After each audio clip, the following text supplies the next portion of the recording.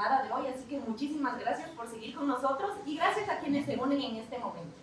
Como les habíamos comentado a lo largo del día, vamos a tener un panel de expertos el día de hoy dedicado a hablar acerca de seguridad digital y el futuro de la IA en Ecuador.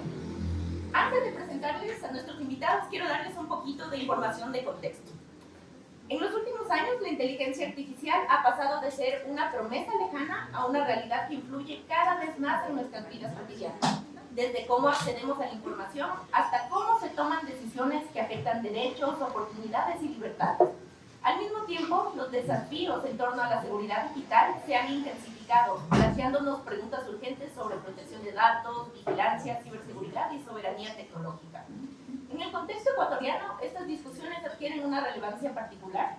Nos enfrentamos al reto de adoptar y regular tecnologías emergentes en un entorno marcado por desigualdades, brechas digitales y la necesidad de fortalecer marcos institucionales que garanticen derechos. Este panel busca abrir un diálogo crítico y constructivo sobre estas tensiones y oportunidades. Queremos reflexionar sobre cómo construir un ecosistema digital más seguro, cómo anticiparnos a los riesgos asociados al uso de la inteligencia artificial y cómo asegurar que su desarrollo e implementación respondan a principios éticos, inclusivos y centrados en las personas. Por eso contamos con la participación de personas expertas y diversas cuyas perspectivas van a enriquecer esta conversación y nos van a invitar a mirar más allá de lo evidente. Así que les invitamos a que escuchen, cuestionen y participen activamente de este espacio. Ahora sí, les voy a dar el paso a nuestros invitados. Empecemos con Valeria Argüello. Ella es experta en gobernanza de la inteligencia artificial y política digital global, con una década de experiencia conectando el sector público, la academia y la sociedad civil. Actualmente se desempeña como coordinadora de investigación en el Centro Ecuatoriano de Gobernanza de IA, Sociedad Civil, donde desarrolla marcos éticos e iniciativas multisectoriales.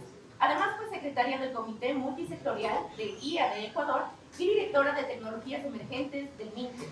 Y ahora es miembro activa de la red Women for Ethical AI de la UNESCO. Un aplauso, por favor.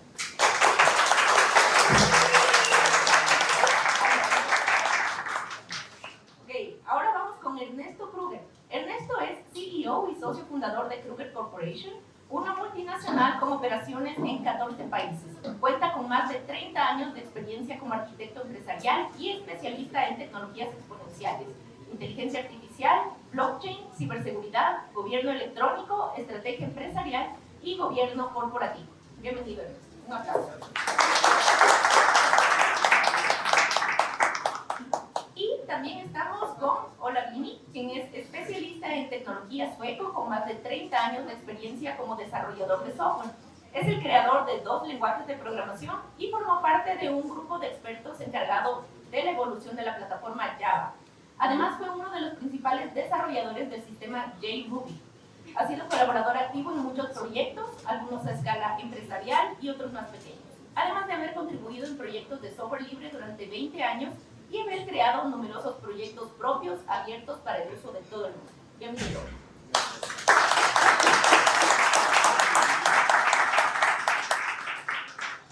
Bueno, como les había contado, vamos a tener una conversación. Esperemos que sea más distendida. Yo sé que la introducción estuvo un poquito muy seria, muy estructurada, pero la idea es que podamos conversar, podamos dialogar, podamos interpelarnos y que podamos iniciar este diálogo, porque no solo queremos hablar del potencial de la IA, sino que también queremos conocer acerca de sus límites, sus riesgos y también las contradicciones que existen en un país como Ecuador al momento de aplicar este tipo de tecnologías. Entonces, les explico, vamos a arrancar con una primera ronda y en este caso queremos tener una perspectiva inicial de este tema que estamos tratando en esta noche. Y les voy a pedir a cada uno de ustedes que respondan la misma pregunta. La pregunta es la siguiente. Desde sus respectivos campos, ¿cuál es el mayor riesgo y la mayor oportunidad que trae la inteligencia artificial para Ecuador para los próximos 5 años? Fijémoslo en esa cantidad de años. Ahí tienen también un micrófono para que puedan contestar. Muchísimas gracias, Sara, muchísimas gracias, Ola, por la invitación y qué gusto estar contigo, Ernesto. También un saludo grato a todos los que el día de hoy nos están acompañando. Bueno, antes de responder a la pregunta, a mí me gustaría saber quién el día de hoy utilizó una herramienta de inteligencia artificial, que hace la mano. ¿Quién utilizó el día de hoy? Ya, de acuerdo. ¿Quién no sabe qué es inteligencia artificial, pero ahorita por la buena cerveza? También tenemos de todo. ¿Y por qué hago esa pregunta? Y es que justamente el riesgo se encuentra ahí. El riesgo se encuentra en excluir justamente o que se quede una parte de la sociedad excluida del uso y el desarrollo de esta nueva tecnología. Y eso creo que es el mayor desafío que tiene el Ecuador, justamente de incluir a la sociedad, de utilizarla, bueno, de manera ética, el desarrollo responsable, pero sobre todo que la sociedad no se quede excluida de esta nueva tecnología. Y es obviamente incrementar lo que sería la brecha digital, ¿no? Y eso está un poco también acompañado, este desafío, acompañada también de la conectividad, ¿no? La gente, ¿cómo puede conocer un nuevo sistema de inteligencia artificial si todavía no tiene internet en su hogar? Tenemos apagones. Tenemos apagón.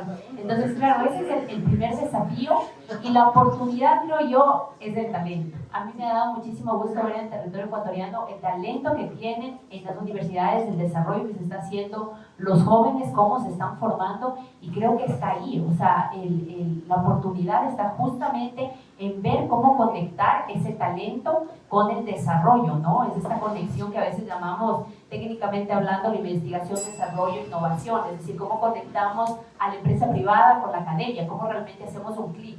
Y creo que ahí está una oportunidad. Hay grandes desarrolladores jóvenes ecuatorianos, grandes ideas, tenemos grande potencial de desarrollo agrícola también, y creo que podemos hacer muchísimas cosas desde ese sector. Gracias.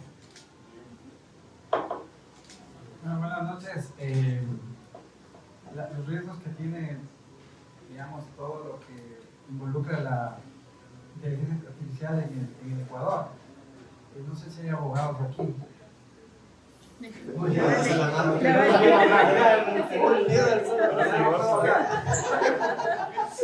también soy abogado. Pero ¿saben cuál es el mayor riesgo? El tener mucha regulación.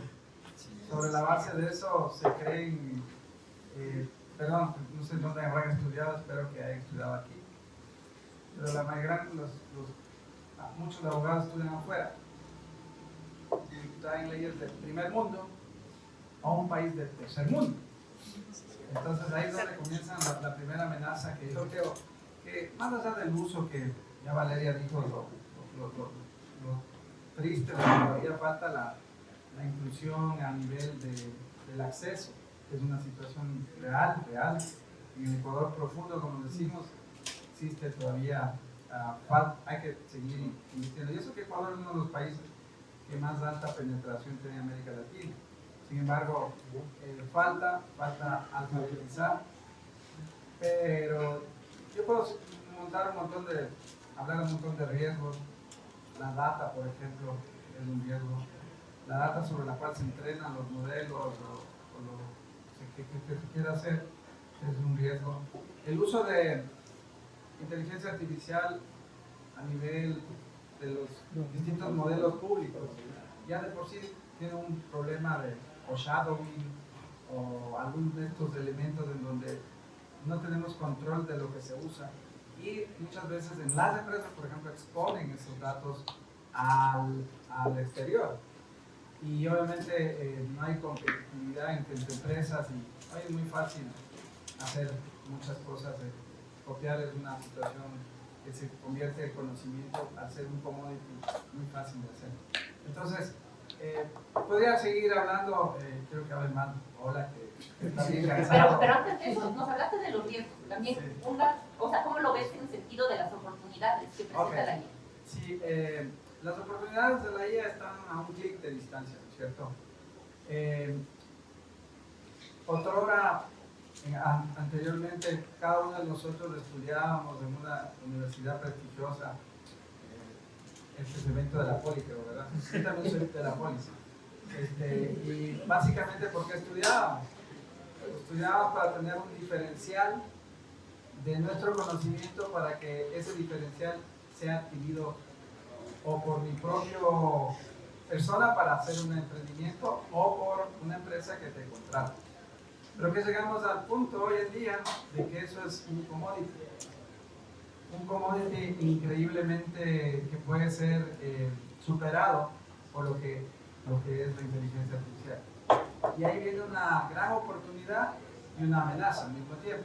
Porque la gran oportunidad es que tenemos esas capacidades amplificadas increíbles. Por ejemplo, en una de las empresas que estamos, la gente hoy medimos squads de trabajo o todo entre los especialistas que curan código o testing o arquitectura y un conjunto de agentes que se han creado. Entonces ya el modelo es cuántos humanos son, cuántos agentes son. Y eso genera unas capacidades impresionantes. Pero sobre esa base creo que Ecuador no tiene esa capacidad para tener las inversiones monstruosas que reciben las grandes empresas americanas y chinas. Entonces un poco lo que nos queda es ser una oportunidad de avanzar en la escalera y no comenzar desde abajo de la escalera, sino bastante alto, tomando en cuenta que el conocimiento ya no es la gran barrera, ¿no?, que tenemos. Obviamente se requieren los grandes especialistas que curen la información, que curen lo que la inteligencia artificial esté haciendo, que no esté alucinando, que no esté dañando, que no esté manejando cosas que realmente no son así, pero realmente es impresionante las capacidades que podemos tener. Y por el otro lado, esa es la gran oportunidad de amplificarnos como humanos. Pero también comienzo a pensar en el fenómeno económico.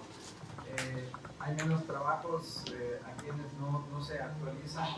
Eso impacta la economía a su vez comienza, y comenzamos a ver un tema que puede tener unas implicaciones econométricas muy grandes también. Entonces un poco sí es un tema en donde entre la oportunidad, mejor dejemos ahí, o le seguimos, pero esto va a tener un impacto fuerte en el tema económico, porque por ejemplo en los que trabajan en tecnología, antes teníamos un ejército de arquitectos, hoy tenemos un arquitecto y un ejército de agentes. En testing, antes teníamos un montón de personas para testing, hoy hay 2 y el resto son de clientes. O desarrolladores, un gran desarrollador o 2 desarrolladores y 20, 30 agentes. Y bueno, es un tema que es una gran oportunidad desde el punto de vista de competitividad, de hacer las empresas, pero también es un tema que yo en lo personal me abrumo entre decir, hay que seguir, pero no, esperemos, demos más trabajo, no, tenemos que ser competitivos. Entonces es un poco una situación muy especial, y eso, pero ahí está la oportunidad para todos. Ok, muchas gracias. Hola. Ok, mi perspectiva, desde la perspectiva del riesgo, viene desde la perspectiva de ciberseguridad, y mi perspectiva sobre la posibilidad. Creo que comparto mucho con Ernesto sobre la perspectiva de la posibilidad de utilizar agentes junto con desarrollo. Pero para regresar al riesgo, yo creo que el riesgo grande para Ecuador es que justo ahora tenemos más ataques que nunca antes. Y esto está acelerando, y como algunos de ustedes escuchó hoy que yo hablaba sobre mitos, el nuevo modelo de Claude, que puede encontrar nuevas posibilidades de vulnerabilidades, ha encontrado miles de vulnerabilidades en infraestructura común, y todo esto es bueno porque está encontrando muchas vulnerabilidades, pero el ecosistema de Ecuador no está tan maduro, donde las diferentes infraestructuras que existen no están parchados. Entonces esto significa que lo más de estos tipos de vulnerabilidades que encuentran, lo más Ecuador va a perder la posición y vamos a recibir más y más ataques. Entonces, desde la perspectiva de 5 años, ahora, yo creo que ahora estamos en este punto de inflexión donde muchos de estos tipos de ataques que van a utilizar LLMs para encontrar vulnerabilidades y después utilizar estas vulnerabilidades para atacar. Esto va a seguir pasando con Ecuador, y no tenemos suficiente expertos en ciberseguridad para proteger la infraestructura nacional. Entonces, este es un riesgo muy grande para el país.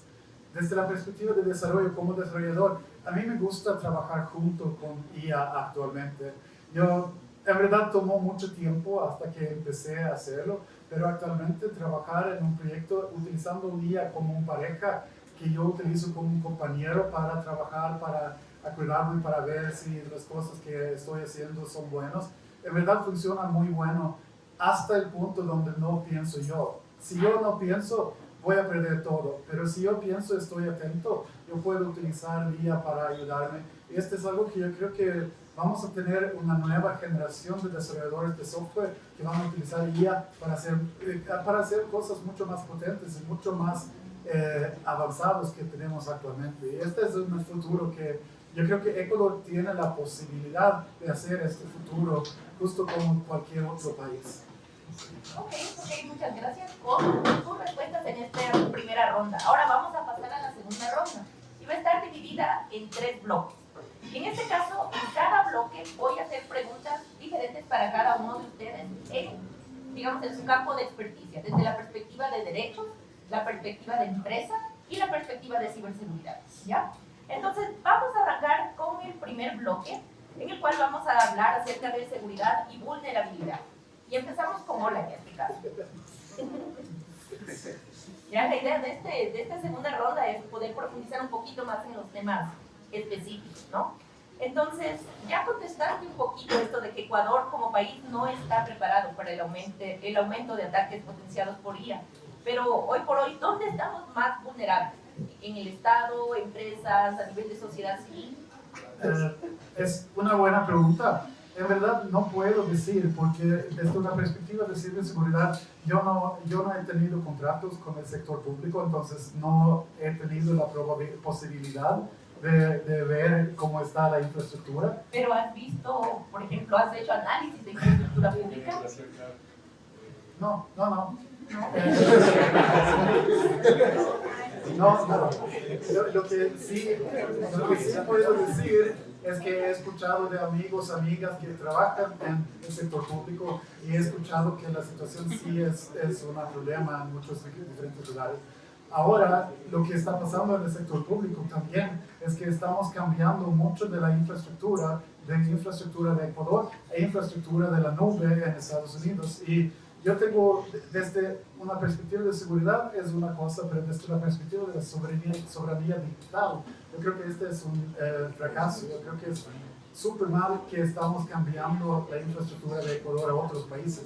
Sería mucho mejor si Ecuador podría invertir en infraestructura propia para las necesidades del sector público. Entonces, el sector privado, yo creo que lo que veo más es que la infraestructura es muy vieja y no hay muchas personas que están utilizando. Una de las cosas que pasa, por ejemplo, lo que pasó con CNT hace unos años, hubo un ransomware y la manera que entró esta ransomware es justo porque tenían sistemas viejas y no actualizaron, no parcharon, no hicieron lo que es necesario para ser seguros. Entonces, yo creo que este es el riesgo más importante desde la perspectiva de seguridad. Mucha infraestructura, pero infraestructura que construyeron hace 15 años y ahora no existe la capacidad, el conocimiento para actualizar esta infraestructura. Un ejemplo de esta es, por ejemplo, la infraestructura de firmas electrónicas que tienen Intel y Alcatel. Lastimosamente, el código fuente fue escrito hace 20 años y no ha sido actualizado mucho de este código. Esto sí es un riesgo grande. No es únicamente que, digamos, no se actualice porque no hay capacidad, sino también que las trabas burocráticas que, digamos, están involucradas en este tipo de procesos realmente entorpecen. No sé si Valeria puede, desde su experiencia, hablar un poquito de esto. Por favor. Muchísimas gracias. A ver. Hola, se refiere a eso porque en efecto he tenido la oportunidad de ser funcionaria justamente del Ministerio de Telecomunicaciones y de la Sociedad de la Información. Y claro, hay varios desafíos, ¿no? Pero uno de los principales desafíos que creo yo es justamente tomar esa decisión de inversión. ¿ya? El tema de inversión en el sector público, como considerarán y verán, tenemos varios desafíos, ¿no? Desde el energético, desde el tema de desarrollo humano, conocimiento, pobreza, desnutrición infantil. Bueno, podría dar un montón de desafíos que tiene, y el principal, obviamente, de acuerdo a esta administración, ha sido el tema de seguridad ciudadana. Entonces, cuando comienzan a priorizar los temas, claramente se encuentran a que el tema tecnológico es importante, pero todavía no existe como esa visión y ese desarrollo de cómo esto puede ser algo importante y cómo puede también sostener la economía de un país cuando tú inviertes, por eso se llama la inversión. Y ahí es donde existen justamente estas limitaciones, que no existen inversiones poderosas para poder mejorar esa infraestructura, ¿verdad? Inclusive el tema de conectividad es un desafío, ¿no? Porque resulta que también hay que hacer inversiones. Entonces, creo que esa es la primera parte, y claro, es como de cascada, es cómo llevas este tema a ser un tema prioritario y hacer comprender que igual va a beneficiarse la ciudadanía, pero también el país, y puede ser mucho más competitivo, y que permitas obviamente tener una infraestructura más importante para que las empresas que se encuentran en el territorio ecuatoriano sean más competitivas a nivel internacional, y eso obviamente crece y es un círculo virtuoso en el que crea más empleo, en el que puede crear también, pagar más impuestos, bueno, algún poco de temas que pueden. Entonces, ese ha sido uno de los desafíos que se tienen. Y también otro desafío es el talento humano en el sector público, ¿no?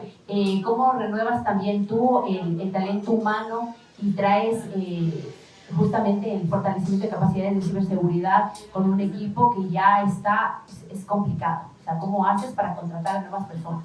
¿Cómo haces para crear una partida en un ministerio, para traer a expertos? Y claro, el experto no necesariamente va a querer ese sueldo de servidor público, ¿no? El experto va a buscar otras posibilidades y otras empresas. Entonces, ahí sí se encuentran diferentes, digamos así, que visiones, que el sector público lo está haciendo, pero coincido contigo con el tema de vulnerabilidad. Y ahí es lo que sí busca el territorio ecuatoriano, es coordinarse con otros países. O sea, aquí en Latinoamérica uno de los casos más conocidos es el de Costa Rica, ¿no? Entonces, ¿qué es lo que te dicen? Te dicen, bueno, en el caso de Costa Rica, no solamente era coger y vulnerar su sistema con los ciberataques, sino que era que estaban probando, o sea, el territorio latinoamericano está siendo probado para ciberataques, para hacer algo mucho más grande a nivel internacional. Entonces, esa es la parte que tenemos que comprender y tenemos que conectarnos, porque en el momento en que ingresaron, completamente se pasó, no quiero monopolizar. ¿Puedo opinar algo del gobierno? A ver, primero, yo discrepo un poquito, no es cuestión de inversión. Se han gastado 80 millones de dólares en el sistema de la CNT, que no funciona. Se han gastado 30 millones en el Ministerio de Finanzas, que no funciona. Yo hice hace 25 años el sistema de seguridad social y de los impuestos sigue funcionando. Entonces, ahora viene una pregunta. Puede ser de preocupación. Y después, las personas en el sector público no es bien pagada y van quedando los rezagos de los que aguantan y los que no tienen dónde. Pero ellos son los que dirigen. Entonces, ¿con qué capacidad de gestión vas a tener algo cuando no tienes esa suficiente capacidad técnica, digámoslo así? Y ante algunas, además, el ego le supera en el sentido de que ahora soy el jefe de tecnología de una institución. Y claro, las empresas no somos nada, entonces al final no se puede hacer algo. Entonces yo no creo mucho en el tema de que el gobierno o las instituciones públicas sigan manejando los sistemas, los datos de los ciudadanos. Y yo creo en los modelos en donde se puede, con ciertos controles y restricciones, manejar por empresas privadas. Y eso lo veo en Colombia, lo veo en mi propia Costa Rica, en España, en Estados Unidos. Muchas de las empresas los maneja empresas privadas. No con el ánimo de que se satanice, ¿no?, el tema de lo privado, sino que básicamente se entienda que es realmente más eficiente ese modelo, que de alguna manera puedes pagar mejor, puedes no tener esta serie de problemas porque ahí hay un cuco. Y todo esto es por lo regulatorio que le ponen a las leyes. Entonces ya nadie quiere ir a trabajar porque hago algo o no hago, le glosan. Entonces es una problemática bien difícil. Entonces yo siempre he estado pensando en cómo quitar eso y hay un modelo español que ha funcionado. De ahí han nacido empresas públicas como Indra o como empresas gigantescas. Claro, habrá fallas, habrá todo, pero yo creo que esto sí es un tema como el dedo en la llaga, como el sistema de 1938 del Código del Trabajo, que también es una tontería. Entonces somos un país que está viviendo el siglo pasado, hablando de inteligencia artificial y todo lo que se nos viene, y muchos abogados hablando demasiado. Con todo cariño a los abogados aquí presentes, siempre me meto en problemas con eso. Mi hijo me dice, no hables de los abogados, por favor, yo soy abogado. Hable de los abogados. Pero en realidad, ustedes como abogados hagamos la simplificación regulatoria. O sea, es demasiadas leyes, demasiadas cosas. Y son tan inteligentes muchas de estas leyes que lanzan en la ley después de 2, 3 años de discusión y luego no hay reglamento. Entonces hagamos bien las cosas. O sea, y luego, no, la ley hay que interpretarla sin reglamento. Y luego, o sea, realmente hay un problema. Si hablamos del Estado, yo creo que hay que atacar el tema regulatorio, simplificar el tema regulatorio, tercerizar en el buen sentido, porque aquí hablar del Código del Trabajo del siglo pasado es como vulnerar derechos civiles y no se está vulnerando derechos civiles. Realmente los ciudadanos están siendo vulnerados al tener sistemas, nuestra data en el Internet, en la Dark Web, en la Mariana o lo que sea web. Tenemos nuestros datos ahí, lamentablemente es porque y el Ola, como nunca entra nada, entonces el Ola algún rato está de ver si ves si hay datos de nosotros aquí, ahí. Pero bueno, en ese sentido, ustedes me entienden. Solo cosas legales. Solo cosas legales, estoy seguro que sí, ¿no? Yo también estoy hablando de eso, ya entraron los abogados otra vez, legal. Pero más allá del tema, creo que ese tema hay que tocarlo y hay que ser, tiene que salir de aquí, de la sociedad civil, el optimizar los modelos de atención al ciudadano, el modelo de gobierno. Ya les digo, se han gastado millones de dólares con empresas extranjeras, cuando aquí los longos nacionales podemos hacerlo, digo yo también. Y así, bueno, menos del hongo de al lado, pero de alguna manera hay mucha gente valiosa, hay mucha gente que puede hacer, pero no, se contrata empresas de afuera por millones de dólares y ¿saben cuál es el problema que se topan? Siempre los datos, la calidad de datos, la migración de datos. Y entonces, bueno. Y contratos opacos que no, digamos, los términos no están para nada claros, son contratos que son confidenciales, se ríe, vale, acá, pero es verdad. Y hay corrupción también, hay que hablarlo, ¿no? Estamos entre hipster y hippies hablando, entonces yo creo que hay que decir lo que es, ¿no? Hay mucha corrupción y da coraje ir a trabajar al sector público hoy. Nosotros hemos sufrido en carne propia la compañía, vean, no trabajemos con el sector público. Sí, nosotros podemos decir que hemos tenido acercamientos con el sector público, han acudido a nosotros porque, bueno, quieren mejorar de algún modo su infraestructura o han tenido algún tipo de inconveniente y nos encontramos con muchas personas con las mejores intenciones y capacidades del mundo, pero la burocracia frena todo. O quizás los altos mandos dicen por ahí no es, ahí no te metas, hacemos las cosas como ya está, digamos, definido. Y de ahí no se salen. Y vemos que hay muchísimas necesidades en el país en cuanto a infraestructura tecnológica, en cuanto a sistemas, pero hay demasiadas trabas para poder hacer algo al respecto. En honor al tiempo, vamos avanzando y justo te toca, Ernesto, la siguiente pregunta. Y es, quiero consultarte si es que tú consideras que las empresas ecuatorianas están priorizando seguridad o más bien están priorizando velocidad de adopción de estas tecnologías, en este caso la inteligencia artificial. Y ya, a ver, las empresas privadas grandes están trabajando muy bien. Ellos han hecho ya cualquier tipo de herramientas, trabajos muy fuertes, desde cosas repetitivas de RPAs hasta LLMs propios, Machine Learning, muchos de algoritmos que están haciendo. Entonces, de alguna manera, hay una adopción de las empresas grandes. Corporación Favoritas, Pronacas, Vivecas. Pero hay otro grupo de empresas medianas en donde están tratando de entender a la inteligencia artificial y claro, el uso es intensivo para a nivel de chat, ¿no es cierto? A nivel de dame haciendo esto, dame viendo esto, pero no suben todavía a una etapa más fuerte de trabajar data o en su defecto comenzar a orquestar agentes. O sea, algunas empresas ya comienzan a usar ciertos agentes, pero a nivel, digamos, de una etapa del proceso, un agente que está en una etapa de proceso. Pero ya cuando estás en una orquestación de procesos, cuando trabajas en lo que se denomina agentica, eh, ahí la situación es más difícil para las empresas.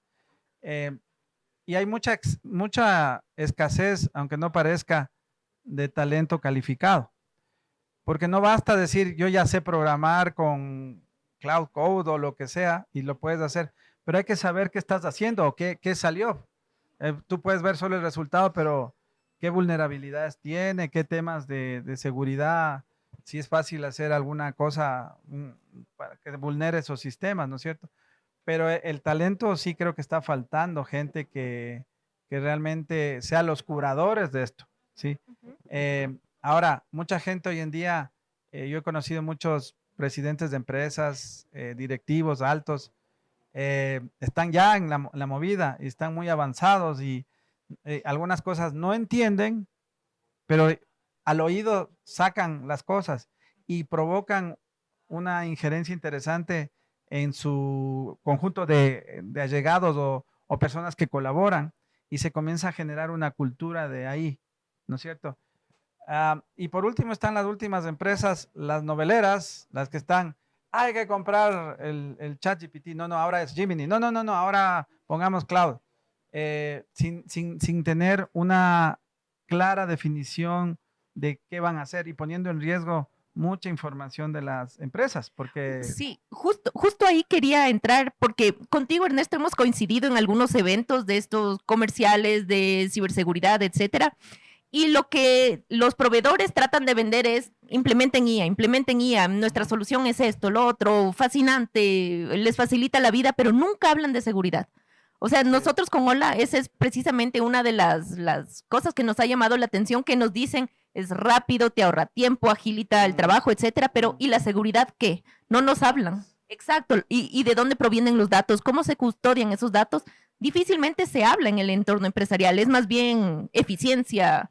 No, y así como por un lado no se habla de seguridad, ahora los ataques son más sofisticados. Ya no se habla mucho del SOC, del NOC, sino que ya todo es agéntico. Entonces un poco la situación es entender y darle a la gente también que tengan ciertas características, porque no todo es tecnología, sino también comenzando por lo social. El prompt injection, por ejemplo, es el nuevo moda en donde clic y ya estás clic. En todo caso, es un tema también de que las empresas comienzan a ver hasta que les pasa también, ¿me entiendo? Es decir, les pasa algo o les hacen un ransomware a través de una inteligencia de las comunes con un enlace o alguna de estas cosas y realmente ocasionan problemas a las pequeñas y medianas empresas. Lo que tenemos que ver es cómo hacer que de alguna manera se haga una como cruzada en donde y ustedes lo hacen bastante, pero hay que tener más, necesita más para entender cómo funciona la data, cómo funcionan los algoritmos y cómo se debe usar la información y cómo se debe parametrizar incluso los públicos, ¿no? O ahora que estaba viendo el GEM 4, me parece, ya puedes instalarlo localmente, puedes trabajar localmente o esta aplicación de AI Edge de Google también te hace trabajo local. Hay que analizar, ver si esto no libera datos. Entonces, yo creo que cada vez o DeepSeek, hay que tenerle configurándolo bien localmente. Se pueden tener los modelos en una empresa pequeña. Entonces, un poco hay que tratar de enseñar eso, ¿no es cierto? Entonces, claro, el reto es, todavía hay gente que trabaja sola con la inteligencia artificial, se amplifica, pero el proceso de colaboración, el tema de orquestación, eso es lo que está faltando. Y ahí es donde hay un gran reto. Claro, la gente usa N8N o ahora el Cloud Code mismo, pero hay que entender cómo modelas los procesos de negocio. Y muchas empresas no tienen modelado ni siquiera bien claros sus procesos de cadena de valor. Entonces, la gran oportunidad está ahí. El manejo de procesos, la orquestación de agentes y todo lo que tiene que ver con la seguridad de lo que involucra la inteligencia artificial. Ese es lo que se está trabajando, como te digo, las empresas grandes bien, las medianas más o menos y las chiquitas muy poquito. Entonces, Claro. Ok, muchas gracias, Ernesto. Ahora vamos con Vale, desde una perspectiva un poco más de derechos. En cuanto a la aplicación de IA, cómo se viene implementando acá en Ecuador, ¿qué riesgos concretos ves tú en cuanto a vigilancia, el uso de datos y los sesgos que vienen de por sí ya con algunas inteligencias artificiales? A ver, me gustaría hablar un poco porque Ernesto ha hablado muchísimo del tema de los abogados y creo que hay que hablar un poco de eso.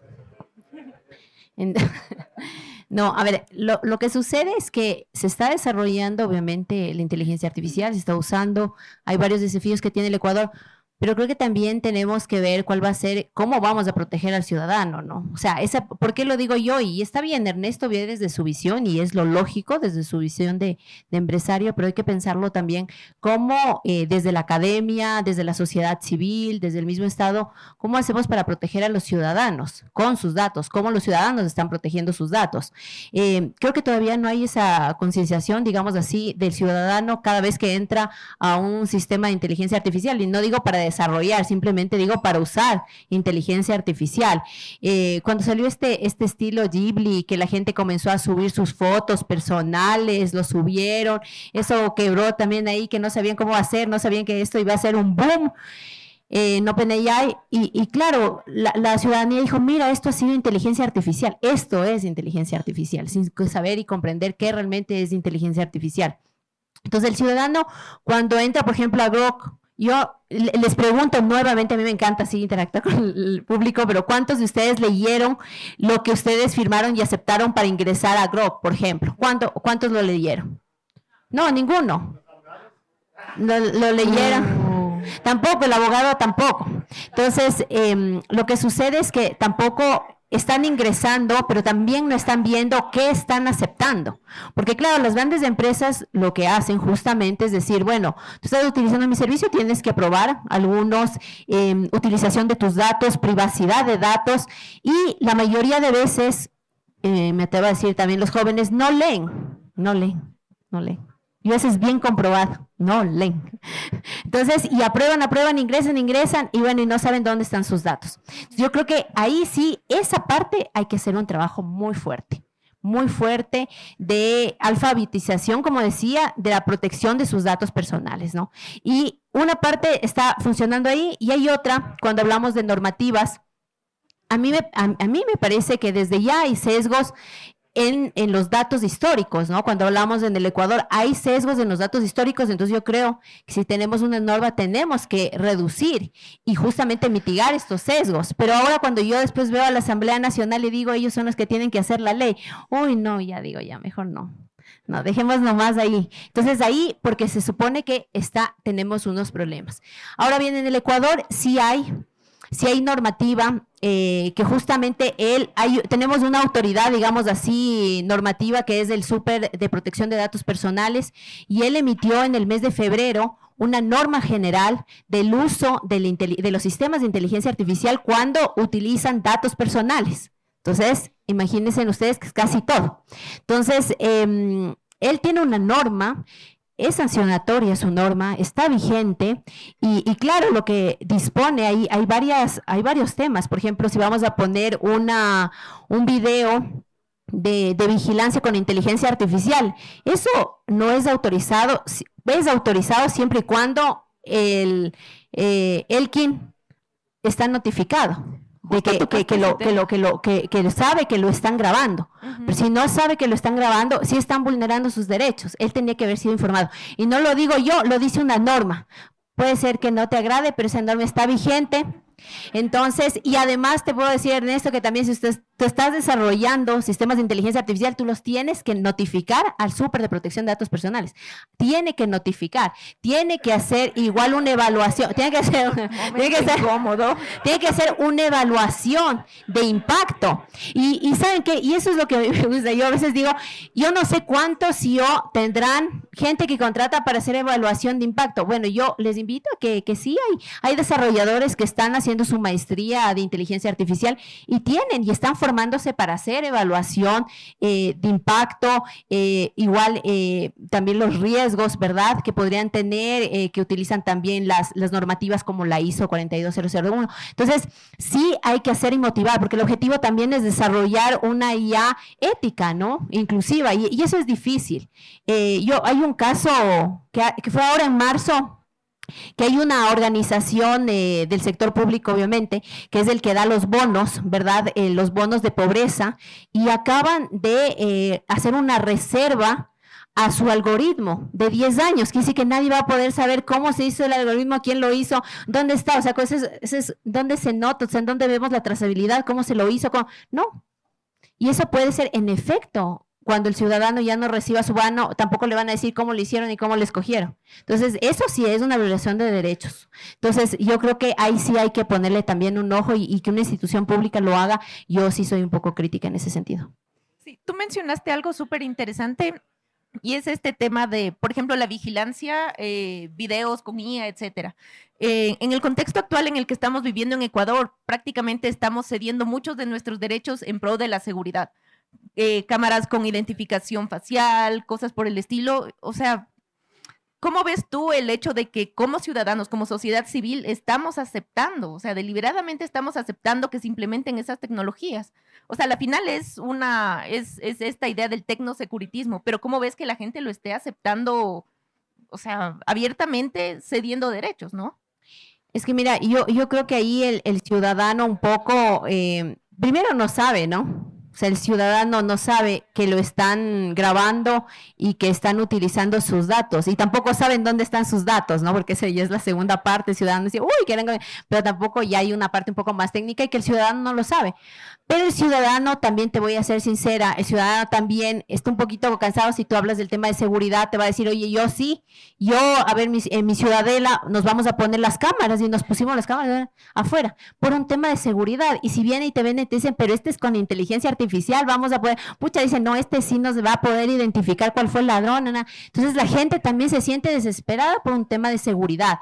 Entonces, pero bueno, ahí hay otros temas, ¿no? De temas de seguridad que no voy a entrar yo, pero claro, el ciudadano también un poco ve y dice, bueno, me va a grabar, pero si no digo nada malo, igual puedo hacer. Entonces, y también desconoce sus derechos, y no solamente en este tema, en otros derechos también. Entonces, es un desconocimiento del ciudadano. El ciudadano también acepta sin leer mucho. Entonces, ahí creo que hay una responsabilidad también de la persona. Ok, muchas gracias. Hemos cerrado este primer bloque. Vamos con el segundo bloque, que va a estar dedicado a la IA, economía y desigualdad. Aunque ya hemos venido hablando un poquito acerca de todo esto, pero ahora más puntualmente. Les voy a pedir ahora sí respuestas un poquito más cortas, porque ya me di cuenta que nos está faltando el tiempo y me faltan todavía 2 bloques, interpelaciones y cierre, así que más rápido, por favor. Vamos a empezar con Ernesto y te voy a preguntar, ¿crees tú que la IA va a aportar a cerrar las brechas en el país o está más bien propiciando que éstas se profundicen? Como estamos ahorita, se va a profundizar. Ya contesté. Explique su respuesta. Pero mira, yo creo que se va a abrir si es que no hacemos algo desde el punto de vista de capacitación. Pero también se va a abrir por estas ridiculeces, perdón. Y yo sí que voy a ser claro en eso, porque me hacen hablar, me tocaron donde no deben tocar, que es la falta de pragmatismo. Yo no entiendo cómo los chinos no piden permiso y ya te están por todas las cámaras y todas las historias, y están progresando rápidamente, copiándonos, no importa. Pero el pragmatismo es muy simple. Por ejemplo, ¿cuáles son los problemas del país? La seguridad. Entonces, no, es que ahora hay que pedir permiso. Entonces, un ladrón puede decir, yo no autoricé a que no soy yo. Camina como pato, hace cuacuá, tiene plumas, pero para cualquier persona que es un ornitorrinco. No, tenemos que ser pragmáticos y ya no voy a hablar más, pero a mí sí me indigna mucho este tema de no ser pragmáticos. Hay que proteger los datos, pero una persona debe entender hasta dónde. Pero aquí o nos vamos muy exagerados y que ¿cómo se llama? El superintendente de protección de datos dice que ahora X, Y, Z, estamos dando poder a mucha falta de pragmatismo. Entonces, claro, la brecha también se está abriendo por las empresas, porque las empresas tienen que poner, ¿cómo se llama este señor? El de protección. ¿Delegado? Delegado de protección de datos. Vayan a ver unas 20 personas de una empresa van a poner protección de delegado. Pero eso No sí, es aplicable para ponemos empresas a chiquitas. uno y ponen a uno que firma, que no está en la empresa. Es otro trabajo para... Entonces, pero te quiero dar este dato. Déjame. Les daña No, el no, negocio yo a los digo- abogados. no, los abogados hablan mucho, dice. Entonces dice que yo ya acabé. Y sabes que es súper chistoso, pero para ser delegado de protección de datos personales tienes que tener un certificado y tienes que pagar. ¿Y saben con quién deben capacitarse? Con la Superintendencia de Protección de Datos Personales, porque si usted no es capacitado con ellos, no es delegado de protección de datos personales. Jodido, ¿no ven? Ahí está el ejemplo. Oye, pero sabemos que la superintendencia tiene un presupuesto chiquitito, o sea, déjale sacar plata de algún lado. A ver, vamos avanzando. Y justo te toca a ti, vale. Ya. A ver. No, a uno le toca. Al final vamos a tener un espacio para que se interpelen entre ustedes, así que...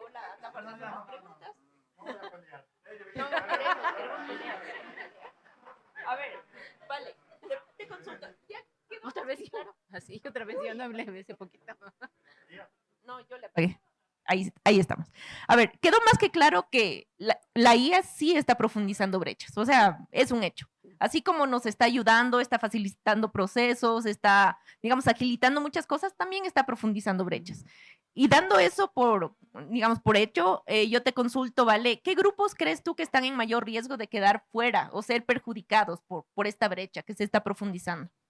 A ver, ya la brecha existe, ¿no? La brecha digital en el país y la verdad es que está con, por ejemplo, las personas de la tercera edad, las personas que viven en la ruralidad. O sea, hay que ser claros que ellos, sí, personas vulnerables también, mujeres también.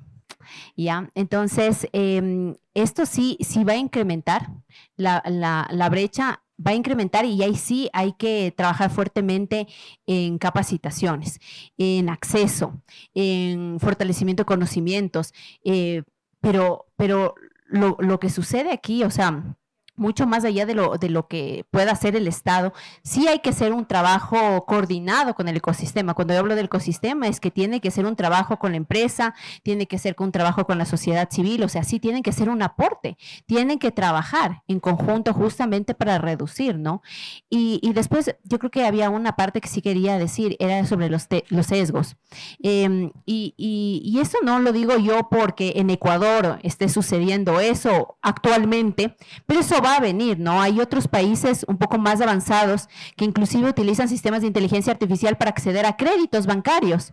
¿Ya? Y eso ya está comprobado ahí en países como Holanda, que perjudicaron más de 26,000 familias. ¿Ya? ¿Por qué? Porque obviamente cuando tú comienzas a entrenar, tú entrenas con datos históricos y obviamente tu algoritmo se entrena con sesgos, ¿ya? Y que cuando dejas la decisión un algoritmo es cuando no hay la supervisión y ahí es donde comienza a ver, perjudicas al ciudadano, pero además le vulneras sus derechos. Entonces creo que eso es importante decir y eso sí sucede, pero la persona que desarrolla, la persona que implementa, la que despliega, tiene que tener conocimiento que sí existe, no puede tampoco decir, no, esto no es verdad, esto no sucede así, tiene que haber una supervisión también humana en este proceso, o sea, y eso sí es importante mencionarlo. Yo creo que hemos hablado también del potencial que tiene, lo que se puede hacer, pero creo que también las personas que forman parte de la cadena del desarrollo de la inteligencia artificial tienen que comprender y desarrollarlo de manera ética. Y después yo digo responsable, porque la diferencia entre que vamos de la ética al de responsable es que justamente hay una norma. Y cuando hay la norma ya viene la responsabilidad de alguien. ¿En dónde está? No puede ser que sea el algoritmo el responsable, porque alguien lo entrenó, alguien lo desarrolló. y ahí sí hay una responsabilidad sobre la persona que lo está haciendo. Entonces, eso sí es importante. Si bien en el Ecuador no hay ley, hay igual normativas, la ISO mismo, yo creo que las empresas también tienen que ir fomentando el sector público. Bueno, el sector público todavía no ha desarrollado, entonces todavía no pueden ni fomentar todavía eso, pero claro, hay que ir teniendo esa idea. Pero es bastante jodido. Sí, o sea, yo me pongo a pensar en lo que dices de las capacitaciones y, bueno, a nosotros como organización es un reto que tenemos todo el tiempo y es cómo acercamos el lenguaje técnico, cómo acercamos lo que hacemos, cómo acercamos el discurso de derechos a la gente del común. O sea, se nos complica demasiado y, digamos, ya a nivel estatal es un esfuerzo enorme, o sea, entre intentar acercarse a la gente para poder cubrir necesidades básicas que en este país abundan, hablar de, sí, bueno, te voy a explicar acerca del uso de la I. O sea, es un desafío súper grande porque vemos que ya surge esa necesidad, pero al mismo tiempo hay prioridades. Es algo súper duro. Ahora, le doy el paso a Ola y en este caso es una pregunta que no sé si será fácil o no, pero te consulto, ¿cómo la falta de seguridad digital profundiza estas desigualdades? La falta de ciberseguridad aumenta la brecha. ¿Qué? ¿No? ¿Qué? No, o sea, ¿cómo profundiza la falta de acceso o digamos, la falta de seguridad digital, cómo hace que estas desigualdades se agudicen? Ok, yo creo que aquí tenemos dos diferentes perspectivas. Una perspectiva es que la falta de ciberseguridad genera nuevos tipos de delitos. Hoy en día, justo hoy escuchamos sobre el caso 700 IA, que fue muy interesante sobre ciberacoso, utilizando deepfakes de varios tipos. Entonces, veamos que esto es algo que va a aumentar la brecha específicamente para niñas en este caso. Entonces, las nuevas herramientas en verdad pueden generar más brechas. Esto no solo es sobre ciberseguridad, también es desde la perspectiva de educación, cómo en verdad utilizar herramientas digitales de una manera ética y tener este tipo de entendimiento desde los primeros años. Pero la otra parte de la brecha viene desde la perspectiva de que las personas que son más vulnerables para ataques son las personas que no tienen mucho. Por ejemplo, hemos hablado en CAD, hemos hablado sobre el shulko digital, que es un ejemplo sobre un tipo de shulko que es el tipo de situación donde tú necesitas un préstamo y no tienes otros recursos y puedes descargar una aplicación que instalas en tu celular y puedes pedir un préstamo de corto plazo y después, si no puedes pagar, van a utilizar la información que encuentran adentro de tu celular para chantajearte. Entonces, esto es algo que es súper común y es algo que pasa justo para las personas donde ya existe una brecha. Entonces, yo creo que para esta situación, la ciberseguridad puede generar más brechas y más aumento de brechas en esta manera. Entonces, podríamos estar hablando de que, no, a ver, ¿podríamos estar hablando de innovación para todos o solo para una élite digital? Sí, yo creo que la innovación es más desigual al inicio. Hay un autor que se llama William Gibson, y no sé si voy a poder decirlo totalmente correcto, pero él dijo algo en estilo diciendo que el futuro ya está, pero no está igualmente distribuido. Y este es el caso con IA, este es el caso con ciberseguridad. Las personas que tienen las posibilidades de más dinero van a tener la posibilidad de tener más dinero. Si tú tienes dinero para un iPhone, si tú tienes dinero para un Google Pixel, vas a tener más ciberseguridad que personas que necesitan comprar un Huawei o un Redmi o algo en este estilo. Este es el hecho y necesitas pagar para ciberseguridad y esto significa que también las brechas aumentan. Ok, muchas gracias, Ola. Ahora vamos a pasar al tercer bloque que estoy segura que a Ernesto le va a encantar. Estoy segura, vamos a hablar acerca de regulación. Vamos. Dialoguemos. Regulación, ética y gobernanza. Y vamos a arrancar con Ola, en este caso. Vamos a preguntarte si tú consideras que Ecuador necesita regular la inteligencia artificial ya o es muy pronto para tomar ese paso? Sí, yo creo que es pronto. Mi perspectiva es que en verdad ya tenemos leyes, ya tenemos regulaciones. Por ejemplo, la Ley de Protección de Datos Personales, en verdad sí es bueno desde la perspectiva de IA. Entonces, desde mi perspectiva, necesitamos utilizar las leyes que ya existen en vez de crear nuevas leyes, nuevas regulaciones. A ver, no sé si voy a preguntar correctamente y bueno, menos mal estás por acá, Daniel, capaz me puedes ayudar en eso. Justo ahora que escuchábamos del caso este de 700 IA, hablábamos de cómo la IA en este caso podría ser corresponsable del tratamiento de datos. Entonces, hasta donde yo me acuerdo, o sea, no hay algo que hable puntualmente en ese sentido en la Ley de Protección de Datos, hasta donde yo me acuerdo. Entonces, ¿no crees que en este caso sí hace falta que se regule algo más puntualmente? Yo estoy totalmente de desacuerdo con esta interpretación. Yo creo que corresponsable es totalmente incorrecto. Yo creo que la única cosa que puedes decir es que la empresa de la IA es encargado, no corresponsable.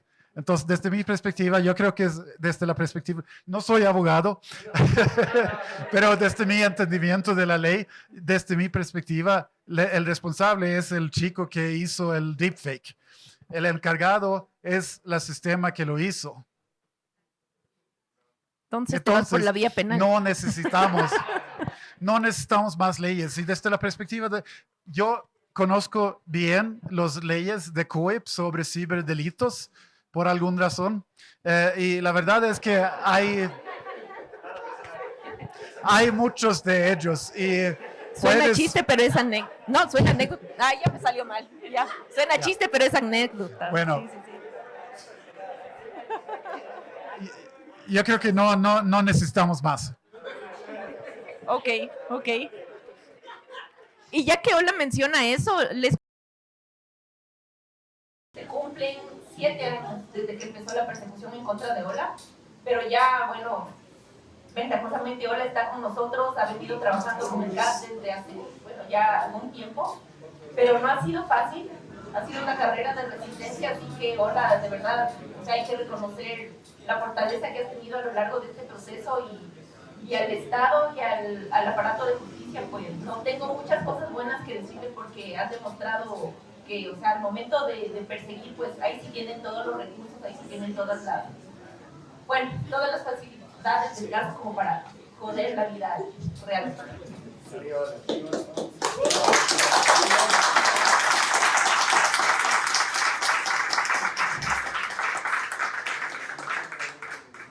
Y hablando de derechos, que fueron vulnerados, hablemos de qué principios no deberían negociarse, ¿vale? ¿Qué principios no deberían negociarse? Verás, yo creo que el tema de la trazabilidad, la transparencia, son principios que no se deberían negociar. El ser inclusivos también, o sea, pero yo sí quería mencionar sobre lo que dijo Olavini, solamente complementar que en efecto en el tema del deepfake, en el Código Penal Integral existe lo que se llama la suplantación, ¿no?, de identidad. Entonces ese ya está, ahora que no lo utilicen y que digan que necesitamos otra ley, creo que no necesitamos otra ley.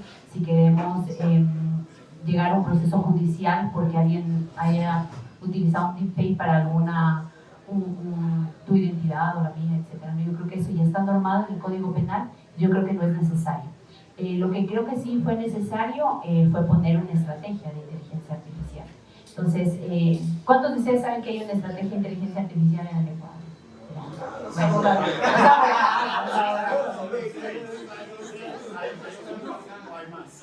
No, hay una sola. Lo que pasa es que, claro, eso también hay que decir. Lo que pasa es que, claro, el sector público y toda su burocracia dicen que hay una ley, un reglamento, una política y después una estrategia, un plan. Y después otra vez, como ya comienza otra vez el nuevo gobierno, entonces hay que actualizar todos los instrumentos y después se dan cuenta que la ley estaba mal, entonces hay que reformar la ley y la verdad es que nadie midió nada. y nadie supo qué pasó y nadie se enteró, pero es la realidad, es verdad. Entonces, en el tema de inteligencia artificial, en efecto, existe una política pública en donde existe una estrategia, digamos, una línea puntual sobre nuevas tecnologías, fomento de las nuevas tecnologías, y después hay una estrategia en específico para el tema de inteligencia artificial, que de 21 líneas, unas líneas de acción, digamos así, a ser ejecutadas en los próximos 4 años, que van desde el fortalecimiento de capacidades, también el desarrollo ético, digamos, inclusivo, pero también hay una parte que me parece la más interesante y fue como lo último que se integró, digamos, en la estrategia, fue también impulsar estos procesos más competitivos, ¿no? Que puedan tener una zona franca tecnológica para el desarrollo de inteligencia artificial. Ya dirán, parece imposible porque, bueno, una data center, ¿cómo lo vamos a hacer? Después del tema de los sandboxes regulatorios también, un sandbox en inteligencia artificial, como no tener un tema de sandbox para poder hacer pruebas en entornos seguros y ver si funciona o no funciona. Creo que para la empresa sí necesita, la universidad necesita, entonces creo que esas son favorables en lo que se ha puesto en la estrategia de inteligencia artificial, pero creo que estamos, ahora hay que ejecutarla, creo que ese es el objetivo. Esperemos no tener otro instrumento como el tema burocrático, pero sí trabajar como ecosistema, que quiere decir que todos tienen que jalar esa visión. Ese es el objetivo, es decir, el Ecuador va hacia allá, la empresa privada va hacia allá, la sociedad civil, la academia, etcétera, y todos van empujando hacia ese objetivo. Entonces, creo que ese debería ser el proceso, no deberíamos tener una norma. Me lo he pensado, me lo he planteado, he escuchado, tuve el gusto igual de ser secretaria del Comité de Inteligencia Artificial, donde teníamos expertos, donde estaba la sociedad civil, las empresas, y la verdad es que les puedo decir que no estamos listos. Tenemos que impulsarlo, tenemos que sí resguardar, hay muchas leyes, hay que dar a conocer las leyes, lo que te decía, sensibilizar, concientizar al ciudadano de proteger sus datos. Ya el súper de protección de datos personales se está haciendo, entiendo yo, va a ser otra normativa adicional con el tema de inteligencia artificial, entonces bueno, creo que ahí debería ser, hasta ahí. Gracias. Muchas gracias, Vale. Ahora, perdón por la pregunta que te voy a hacer, Ernest. Ya, yo me temo la respuesta igual, pero ¿crees que la regulación frena o fortalece la innovación? Ahorita vamos a abogada, creo, ¿no? A ver, primero una cosa importantísima que creo que es la solución a tus problemas. Valeria acaba de decir la palabra mágica, sandbox. Lo mismo debemos hacer, no solo lo tecnológico, sino lo regulatorio. Entonces, ¿qué es lo que se hace en países, digamos, más inteligentes, digo yo? Primero, hacen un montón de... Primero no posponen el progreso de la tecnología. Haz lo que te dé, lo que quieras. Lo único que se comienza a aprender es que vamos a castigar que está mal. Y luego prueban en el regulatorio, en el sandbox regulatorio, oye, si probamos esto, ¿qué tal?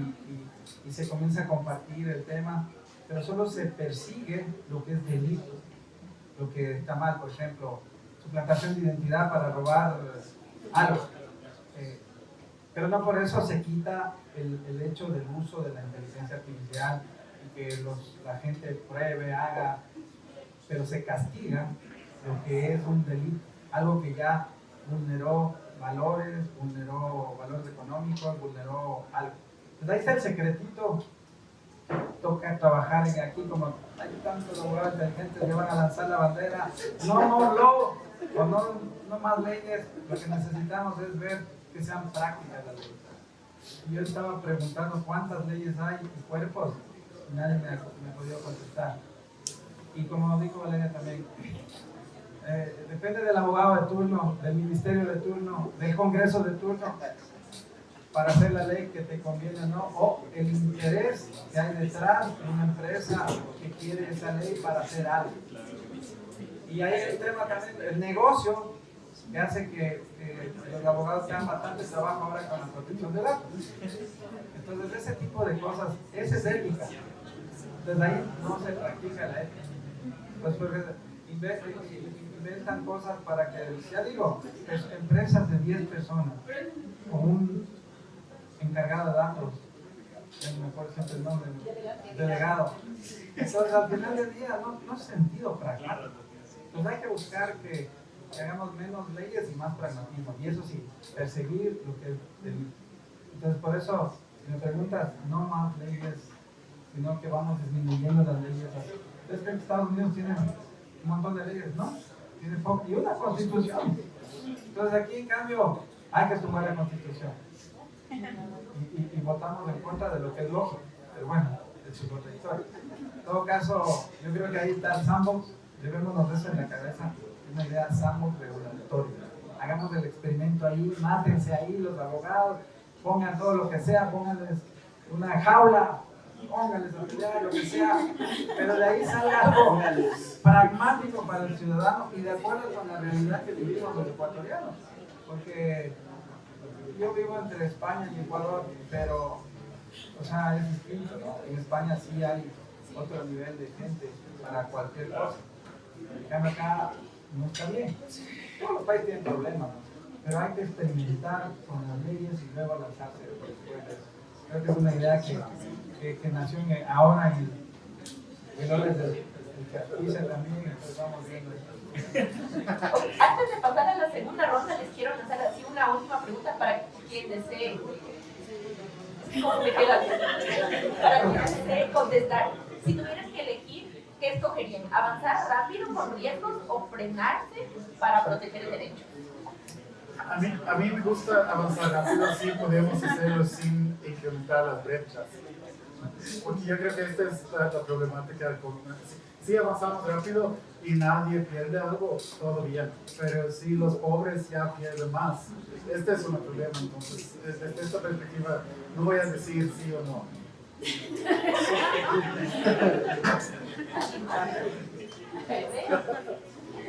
A ver, sí hay que avanzar, pero sí hay que proteger.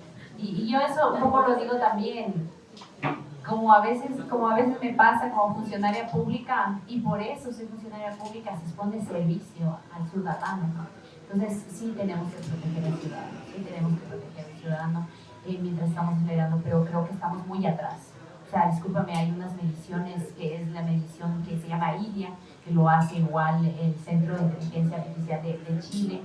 Y la verdad es que estamos como país adoptando, entonces somos casi que estamos entre los últimos de ese grupito, ¿sí? Estamos en el último, entonces creo que también sí estamos bien atrás. O sea, la verdad es que aquí igual mencionaron Estados Unidos, China, la verdad es que ellos están años luz, y nosotros estamos en la región, ya estamos por abajo. Entonces, creo que ahí sí tenemos que hacerle y ponerle y acelerar, o sea, sí tenemos que acelerar.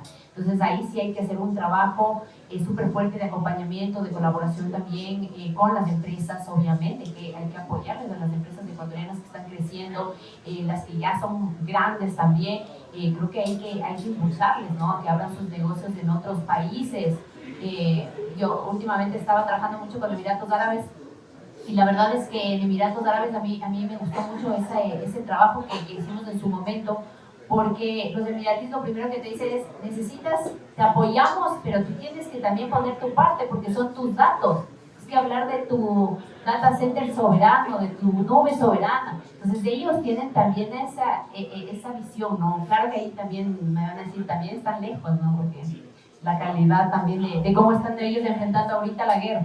Por ejemplo, ellos están bajando los misiles con inteligencia artificial, entonces su algoritmo está entrenándose al máximo. Son el segundo país más bombardeado de Irán después de Israel. Entonces, después de Israel. Entonces, es Emiratos Árabes y ellos están bajando los misiles con inteligencia artificial. Entonces, creo que hay cosas que se pueden ver, que se pueden colaborar igual con otros países, pero siempre resguardando los derechos, eso sí.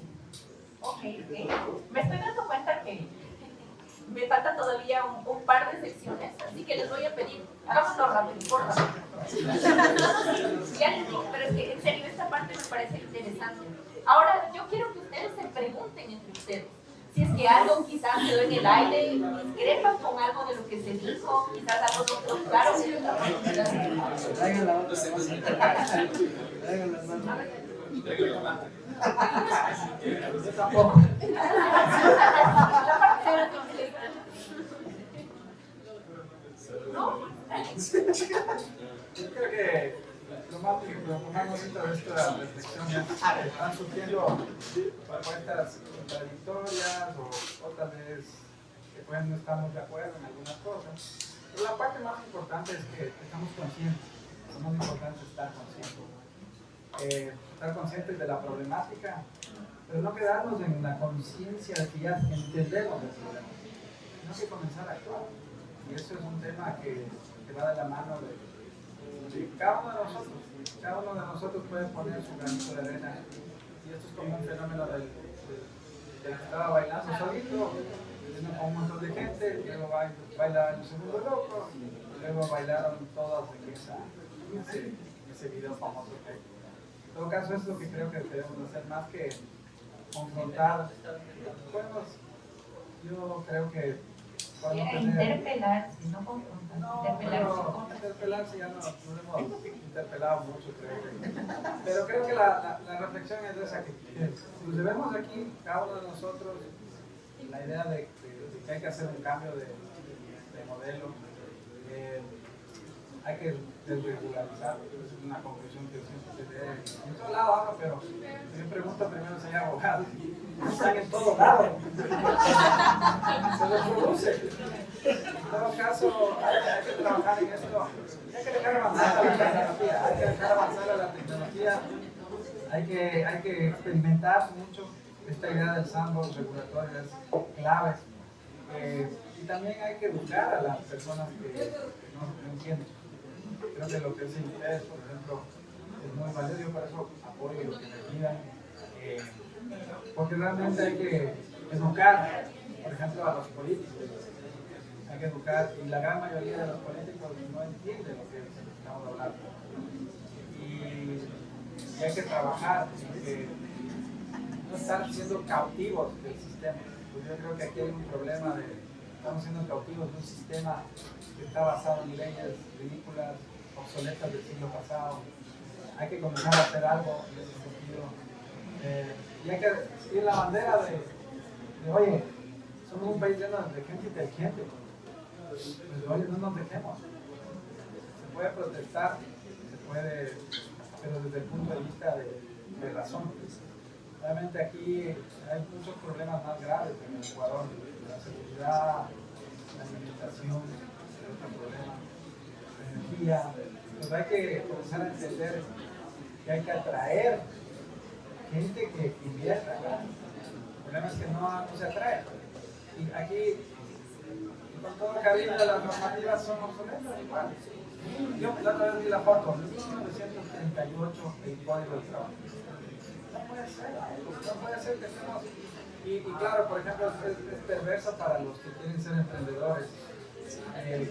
Tengas que armar una empresa, luego tienes al 15% son socios, los trabajadores que en cierto sentido en su momento era razonable. Pero cuando hay un problema, desaparece ese 15% y eres solo tú el futuro. Entonces el riesgo que se da, el fomento para el estímulo, para la creación de empresas, es complicado. Pues hay que hablar y tocar dedos de la llaga de problemas serios. El código del trabajo hay que tocarlo. Yo sé que habrá gente que se sentirá afectado sus derechos laborales, pero ya la gente está afectada sus derechos laborales. No hay que seguir afectando. No, pero digamos, pero claro, nos vamos a quedar callados y decir, toquemos la llaga y hagamos una reforma de cosas, pero basados en principios, basados en los primeros del ser humano. No, de ninguna manera. Pero mira, ahorita un empleado cumple 18, 19 años y le botan de la empresa.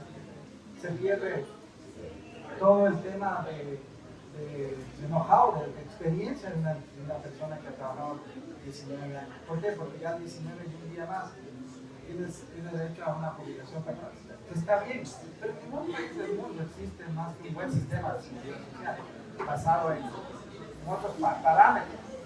Ahorita se hagan ilusiones, están pagando el tema de la seguridad social, lo estamos pagando, no va a superar los 2.000 dólares si es que sobrevive.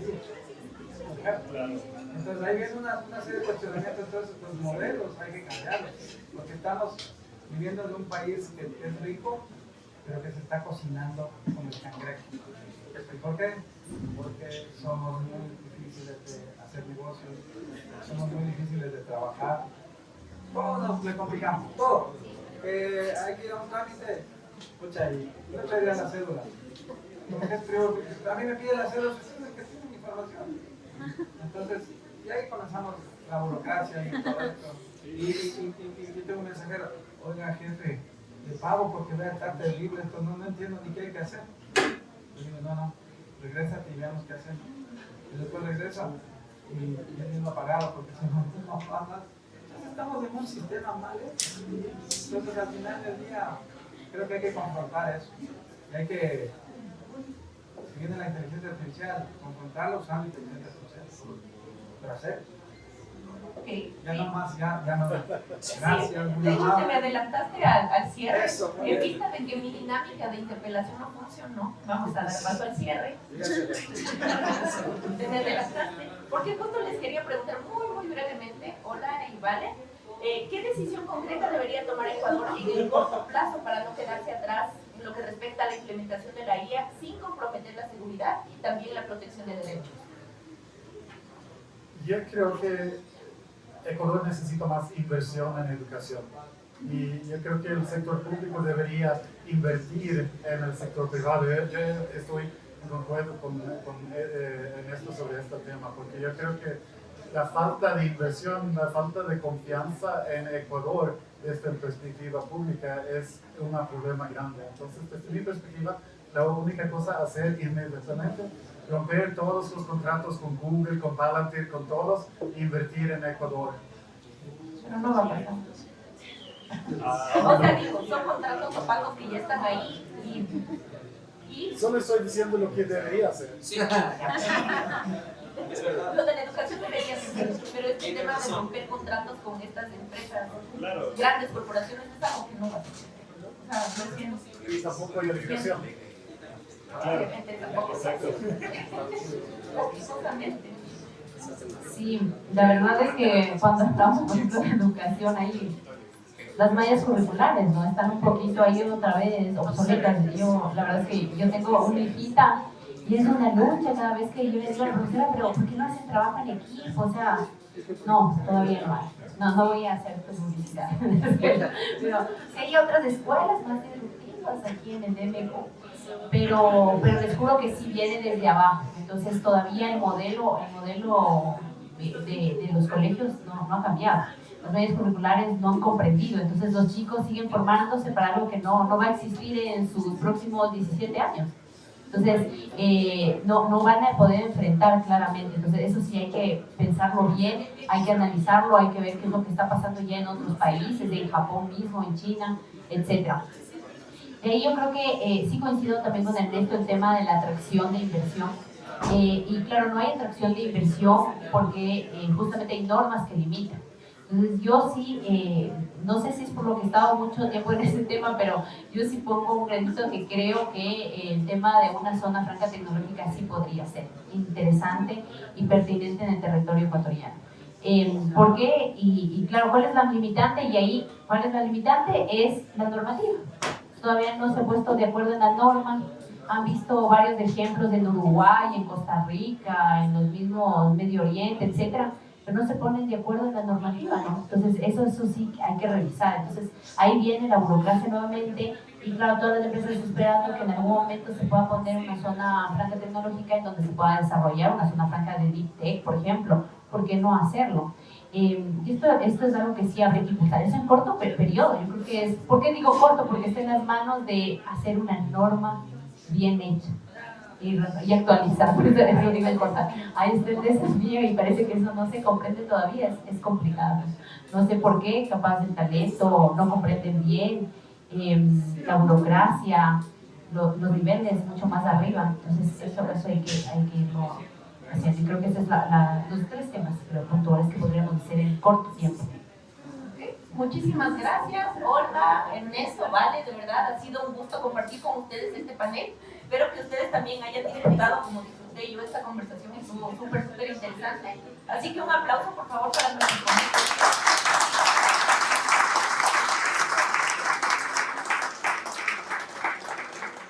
Y también un aplauso para ustedes por haberse quedado hasta el final, por habernos acompañado. El aplauso de la respuesta que acaba de hacer. Sí, a ver, sí, bueno, el aplauso era para ustedes por habernos acompañado hasta el final de evento de clausura de este encuentro que hicimos este año. Ya es el 4º año consecutivo que organizamos el PrivacyQ y esperamos seguir haciéndolo, seguir contando con su presencia, sus aportes, su participación, y ante todo esperamos poder seguir generando estos espacios de diálogo, de contraste, de, bueno, al final acá hemos tenido coincidencias, hemos tenido también diferencias, pero al final se trata de eso, generar el diálogo en torno a un uso responsable y crítico de la tecnología. Así que, una vez más, muchas gracias y damos por cerrado el PrivacyQ 2026.